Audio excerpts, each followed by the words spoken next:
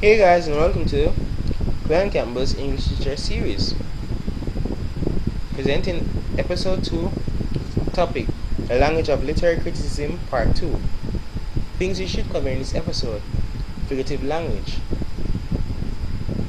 which is one main area in literary terms. Please note that there are 5 main areas in literary terms, and we went through the one in the previous episode. Now we're doing one more. The next 3 will be done in the next episodes to come. So, figurative language, we're going to start off with defining it. Figurative language, sometimes called figure of speech, refers to the use of language in a way that is not literal. When describing a reaction in chemistry or physics, we use words according to their basic primary meaning. When you place words together in a sentence with the intention of implying meanings and making connections that are not in that primary meaning, you're quite likely using figurative language. Figurative language serves a very important function in literature. It is used when the writer wishes to present an idea in a more striking, more vivid, more interesting, or more beautiful way. It is one of the main features that make writing literature. Continuing figurative language. You are using figurative language when you write beyond the actual meanings of words so that the writer gains new insights into the objects or subjects in the work. One of the best ways to really understand the concept of figurative language is to see it in action, such as with these examples. Alright, the sky misses the sun at night. The poorest man is richest, and the rich are poor. Hear the mellow wedding bells. Out of reach, I pull out with a screech. I move fast like a cheetah on the Serengeti.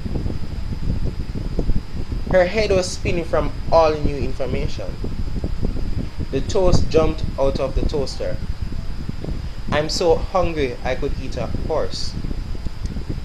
The sea lashed out in anger at the ships, unwilling to tolerate another battle. The redcoats are coming. I've told you 1,000,000 times to clean your room.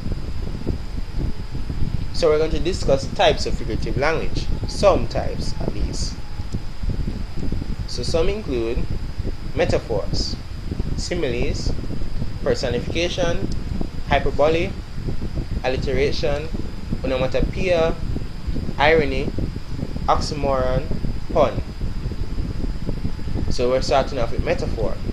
So metaphors are general comparisons between two unlikely things that is not meant to be taken literal. When you see a metaphor, you make a statement that doesn't make sense literally, like times are teeth. It only makes sense when the similarities between the two things become apparent or someone understands the connection between the two words. Examples include: the world is my oyster. You are a couch potato. Time is money. He has a heart of stone. America is a melting pot. You are my sunshine. Now we're at simile. So a simile compares two things like a metaphor. However, a simile uses like and as in all its comparisons. So some examples include: busy as a bee, clean as a whistle, brave as a lion. He stood out like a sore thumb. It was as easy as shooting fish in a barrel. My mouth was dry as a bone. It was as funny as a barrel of monkeys. They fought like cats and dogs. It was like watching grass grow. So we're at personification. So personification gives human characteristics to inanimate objects, animals, or ideas. This can really affect the way the reader imagines things. This type of figurative language is often used in children's books, poetry, and fictional literature. Examples include: opportunity to knock on the door. The sun greeted me this morning. The sky was full of dancing stars. The vines wove their fingers together to form a parade. The reader stopped singing and stared at me. The sun played hide and seek with the clouds. Now we're at hyperbole.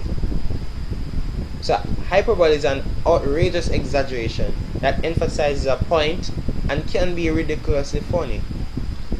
Hyperboles can be added to fiction to add color and depth to a character. Examples are: you snore louder than a freight train. A million flies landing on my plate. She is so dumb she thinks Taco Bell is a Mexican phone company. I had to walk 15 miles to school in the snow uphill. You could have knocked me over with a feather. Now we're at alliteration. So alliteration is a sound device. It is a repetition of first consonant sounds in several words. Some good examples are: we're up, wide-eyed and wondering, while we wait for the others to waken, and tongue twisters like Betty bought butter, but the butter was bitter. So Betty bought better butter to make the bitter butter better. Again, alliteration occurs when a series of words in a row or close together have the same first consonant sound. For example, she sells seashells by the seashore. Or, Peter Piper picked a peck of pickled peppers are both alliterative phrases. In the former, all the words start with the S sound, while in the later, the letter P takes precedence. Aside from tongue twisters, alliteration is also used in poems, song, lyrics, and even store or brand names. Now we're at onomatopoeia. So onomatopoeia is also a sound device.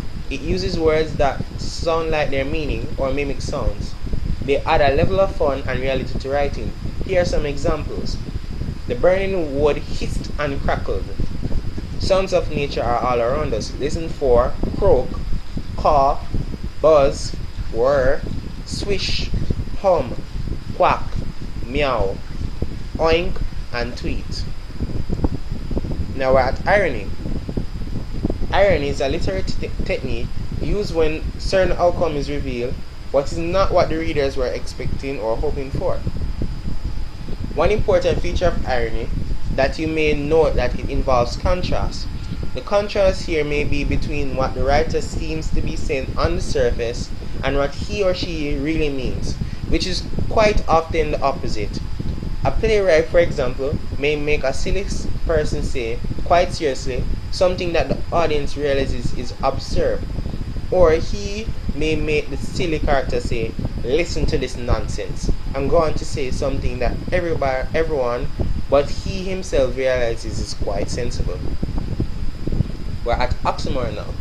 So this is another literary device that plays with words and ideas. In using an oxymoron, a writer puts two ideas which contrast so completely that they do not ordinarily belong together. In doing so, the writer emphasizes one of the qualities he or she presents. Whether you know it or not, you have probably used or at least heard some oxymorons in your everyday life. Some examples: Great Depression, cruel to be kind, pain for pleasure, clear confused, act naturally, beautifully painful, painfully beautiful, deafening silence, noticeable absence, short wait, sweet agony. Finally, we're at pun.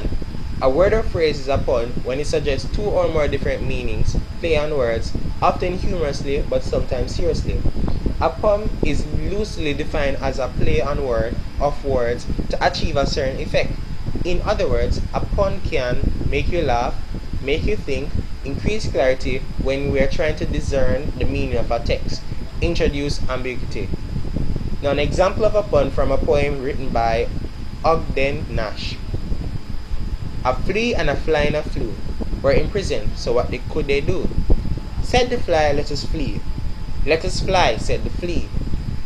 So they flew through the flaw in the flue. So looking at this poem, we can see that there is a play on words here. For example, flea and flee, fly and fly.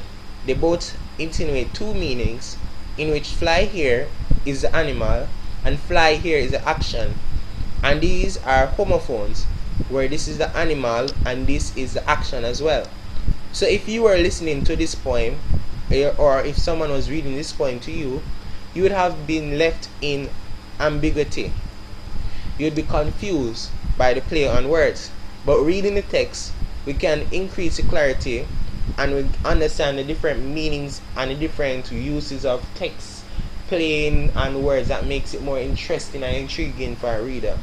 So this poem is a good example of the use of puns, that if a child read this, he himself may be confused or even laugh at this, because this in itself sounds silly, and it's very funny to know that these words, it makes sense, but the use of the words makes it more interesting and more intriguing, and it leads most reader to appreciate this text more.